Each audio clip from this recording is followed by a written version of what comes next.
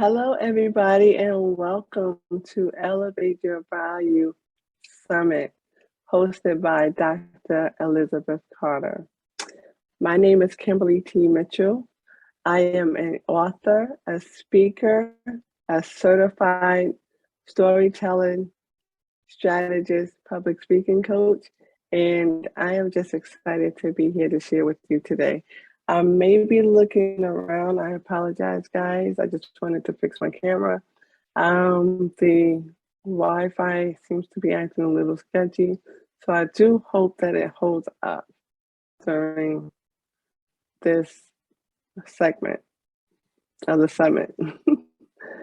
So, if you don't mind, I am going to share my screen. Yeah, so don't judge me if you see all these tabs open. Please don't judge me, be nice. Okay. And I am going to put it in slideshow view.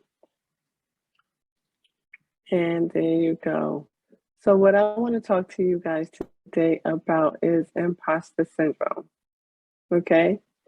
Imposter syndrome is not very much talked about, but I kind of stumbled upon it when I was beginning my Toastmaster journey.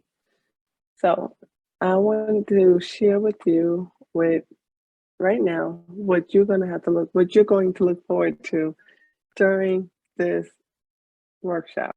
Okay. First, we're going to help you increase your personal and professional clarity, gain greater confidence, self-belief, and well-being, own your power, and take back control of your life, and achieve more happiness with joy and inner peace. Right? Okay. So I am going to see if this here will behave. Okay. Now, I know these two young ladies look familiar to you, right? I don't even have to ask the question. Michelle Obama is a mother of two, a wife of one, the first African American First Lady, a lawyer, a writer. And as you can see, Dr. Maya Angelou, she is also a mother, a 3 times Grammy Award recipient, and a 3 times NAACP recipient, plus 9 more prestigious awards, and over 50 published works. So what do these young ladies have in common?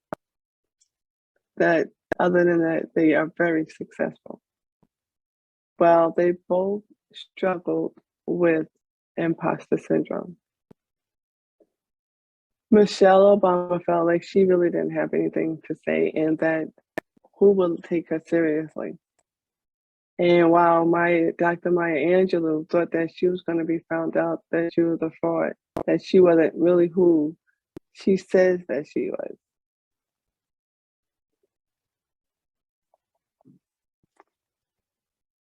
So what is imposter syndrome? Imposter syndrome is when you doubt your God-given gifts and your talents and abilities, not believing that you're worthy of the accolades. Imposter syndrome is the persistent inability to believe that one's success is deserved. This phenomenon was identified in 1978 by Dr. Susan Imes and Dr. Pauline Rose Clamp. During their research, they found that over 80% of men and women struggled or have battled with thoughts of feeling like a fraud, that their success was based on luck instead of hard work. So if you don't mind,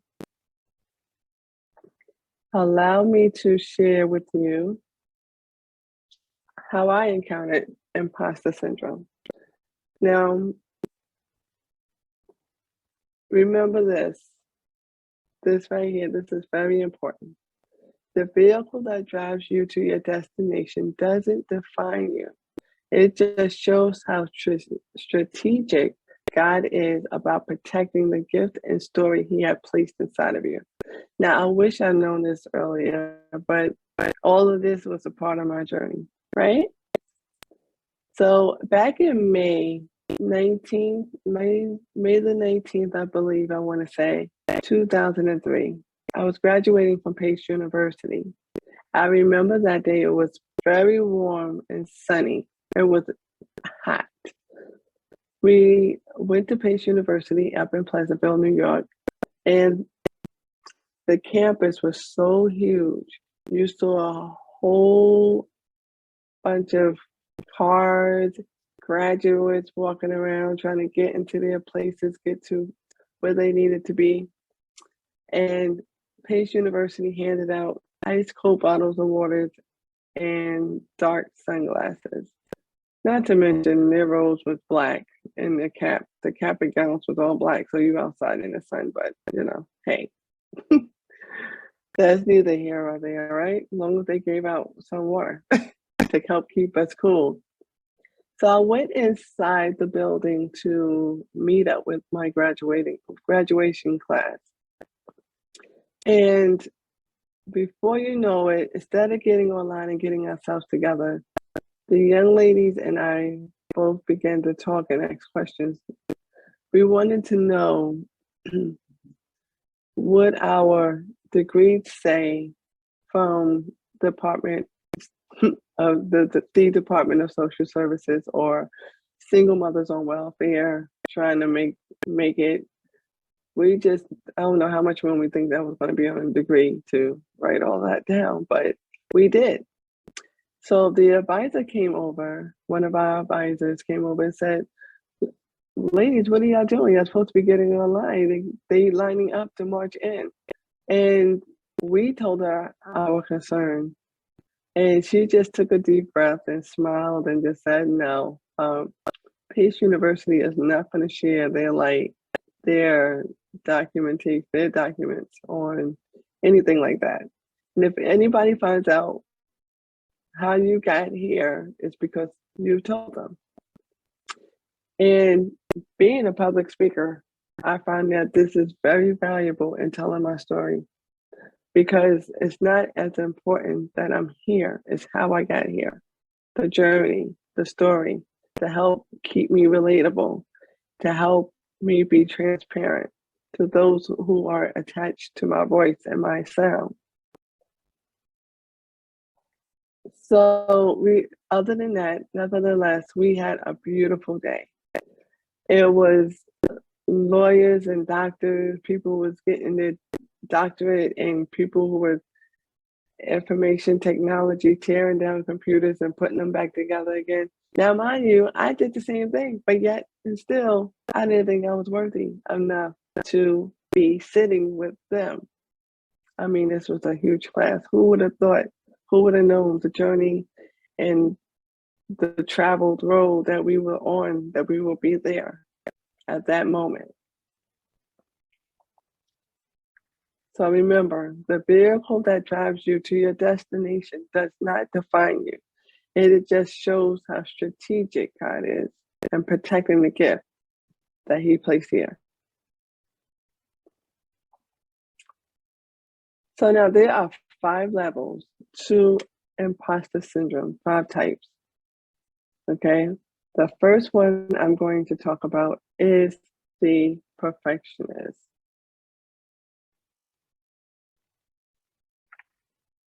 Now, the perfectionist is focused on their flaws and they're critical of their work. They internalize failures and also have some anxiety when completing a project. They doubt their success and contribute everything they've done to just luck.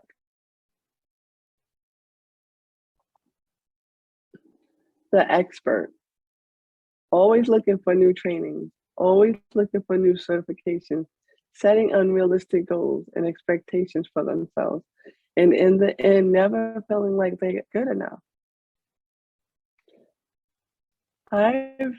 There's a story in the Bible about King David. When he was anointed, he went back to work. He didn't go straight to the throne. So when I think about this, I think about the natural genius. The natural genius, of course, you know, doesn't see themselves as such. They seem to put more pressure on themselves. They don't know that they still have to learn. They still need to go back to work. They still need to work and grow at the same time. They feel that they're not good enough, especially when they try something new. The natural genius and the expert, to me, it's kind of almost intertwined together. And they feel like they constantly keep going to get the certification, to keep getting the training, but they will never move out to show the world what they are capable of. The natural genius, although because they are anointed, they feel like when they come up against another task that seem a little bit more difficult than the last, that they feel like they are imposters. They feel like they are proof that they are imposters when they have to work harder to accomplish another goal. Just like the perfectionists also, they set the bar extremely high. Now, they're the ones that's born with the gift and don't realize that they are levels. Write this down. There's levels to this. There's levels to your anointing and your talent and your ability.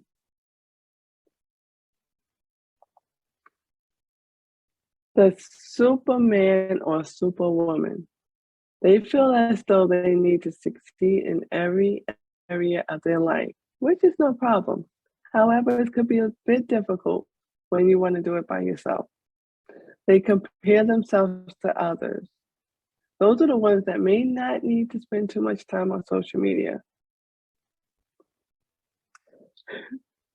They feel like that they haven't truly earned their degrees or they have to work harder to prove their worth. Now, I believe that the Superman and the Superwoman are only in competition with themselves. Nobody else is competing against them. Your sound, your voice, your gifts, your talent. Nobody can compete against that. Everybody has their own place in their own circle, their own spot in life to exercise their gift. There are over, I don't know how many public speakers, but that's not going to stop me from standing in my place. And that shouldn't stop you either for standing in your place, whatever it is in your life that you need, that you're being called to do. After all, you're here. There's a reason why you're here.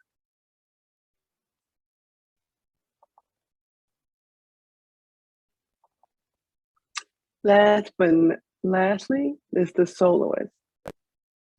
Now, these two, the Superman, the Superwoman, the soloist, I kind of like to put them together. They find it hard to ask for help. They feel like asking for help is a sign of weakness, and they always must prove their own worth. Again, you're not in competition with no one. You're not. It's good to always want to be better than you was before, but like my friend told me, show yourself some grace. Be kind to yourself. Take small steps. Make achievable goals.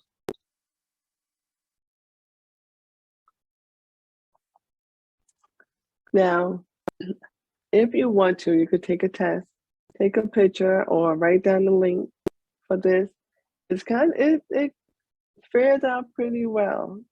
And the questions, I believe, are just 10. I'm not too sure, but it's not that long. But you have to be honest. But you have to be honest in when you're taking a test. Okay? So does imposter syndrome go away? No, but it can be managed. Remember this, where there is no pain, there is no pressure to push us into purpose.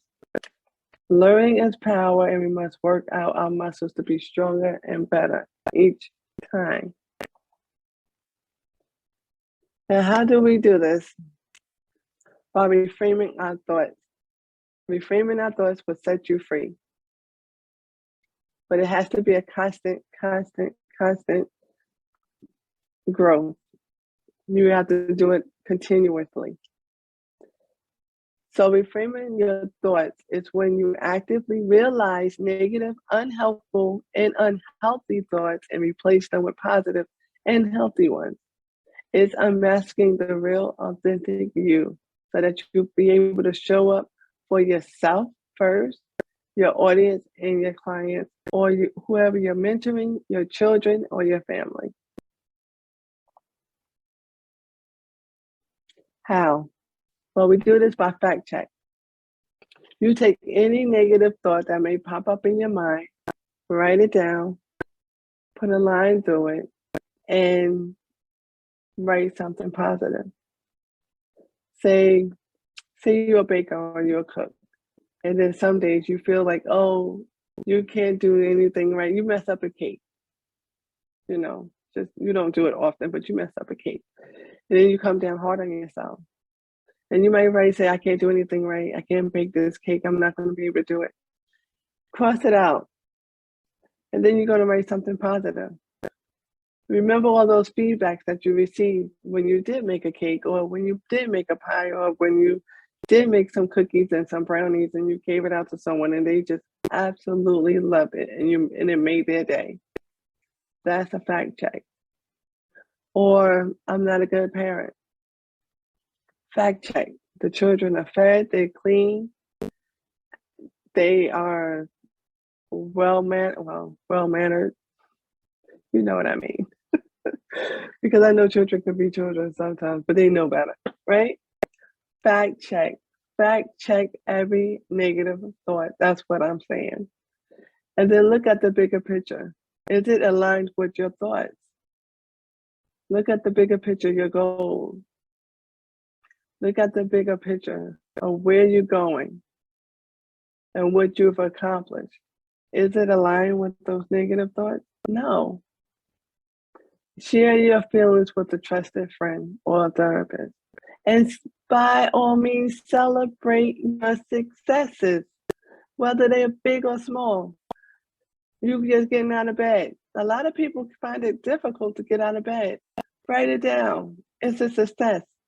Or you made up your bed. It is a well-known fact that successful people always say they make up their bed in the morning. That's one step towards being successful. Write it down. You graduated from a class, you passed the test, you got to work on time. It's a success. You did it. Write it down. Now, in my training or during my talks with my clients, I always give me 15 successes. And I want to see them next week. I always do that. Write it all down. Learn to be okay with failing. It teaches us to grow and be better. The person who made the first car didn't make the first car and it was successful overnight. They had to write it down. There was a blueprint. There were some flaws they had to pick out and put some new ideas in there to actually make things work, right? The first airplane, the first computer, phone. Everything wasn't just thrown on a piece of paper and thrown into a factory and it worked right away. They had to work out the bugs and the kinks. Share your failures and what you've learned from them. Build a group of reinforcement. Create a speaking style that is authentic. Now, building a group of reinforcement, sometimes the community is already there. Sometimes we have to reevaluate what kind of community that we want to join, because sometimes we just want to join so that we could fit in, most likely hide in it. If that community is not welcoming, that's not your community.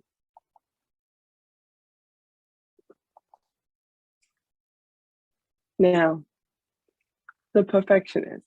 These are the affirmations for each one, okay? You can write them down or you could just say them with me. The journey to becoming is full of surprises and twists and turns. Like the body of water, I am able to adapt to what may come.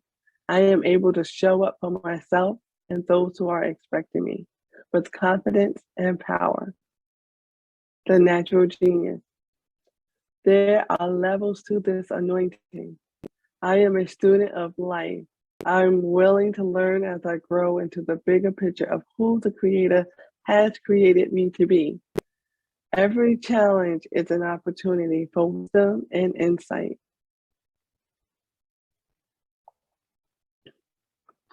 The expert. I am enough. I am learning more about my gift and who I am every day. I nurture my gift because it is here to serve me as well as the people assigned to hear what I have to say. The Superman or Superwoman. Comparing myself to others is fruitless. Everyone has their own superpower, and my superpower is. Now, left that blank intentionally so that you can fill it in.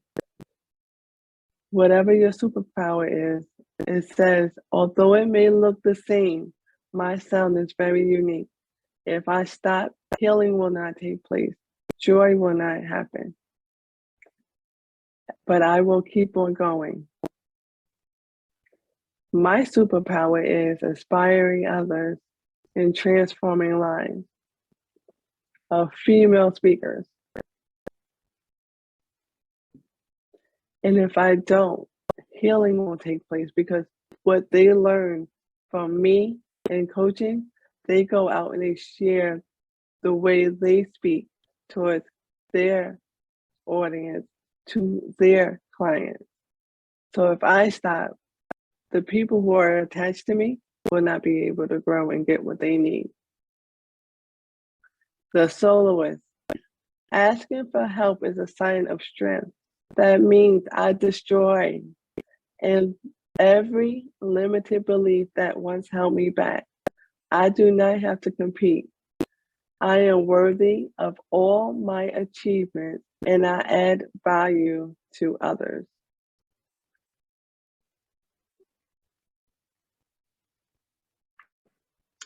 Now, the free gift that I'm offering to those who's willing to sign up, go to my website at www.kimtspeaks.org. This is for aspiring speakers or those who just want to make a greater impact in their personal and professional lives. You have a 5 to 10 minute free consultation, and a weekly affirmation videos or devotionals will be sent to you to help you continue to navigate through this imposter syndrome. My LinkedIn is Kimberly T. Mitchell. My Instagram handle is at Kim T Speaks. at Kim T Speaks. My website is www.kimtspeaks.org. Thank you guys for listening, and I hope you enjoy the rest of the summit. Bye.